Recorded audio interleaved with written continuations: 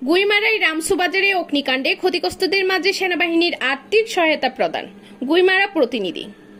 Khagrachari Guimara region commander গত 28 September ইপিডিএফ মূল সন্ত্রাসীদের সৃষ্ট অগ্নিকাণ্ডে ক্ষতিগ্রস্ত রামসুবাজার এলাকা পরিদর্শন করেন। এ সময় তিনি প্রথমে মারমা সম্প্রদায়ের নেতৃস্থানীয় ব্যক্তিদের সঙ্গে মত বিনিময় করেন। পরিদর্শন শেষে ক্ষতিগ্রস্ত ব্যবসায়ী ও পরিবারগুলোর পাশে দাঁড়িয়ে তিনি প্রায় 10 লক্ষ টাকা আর্থিক সহায়তা প্রদান করেন। পাশাপাশি জিওসি 24 পদাতিক ডিভিশন ও এরিয়া কমান্ডার চট্টগ্রাম এরিয়া কর্তৃক আরও 20 লক্ষ টাকা অনুদান প্রদানের আশ্বাস দেন, যা দ্রুত ক্ষতিগ্রস্তদের মাঝে বিতরণ করা হবে বলে জানানো হয়। রিজিয়ন কমান্ডার সকলকে রামসুবাজারের স্বাভাবিক পরিবেশ ফিরিয়ে আনতে ঐক্যবদ্ধভাবে কাজ করার আহ্বান জানান।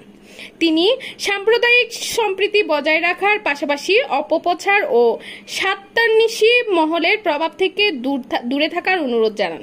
ক্ষতিগ্রস্তদের পুনর্বাসন সেনাবাহিনীর সহযোগিতা অব্যাহত থাকবে বলে আশ্বাস প্রদান করেন।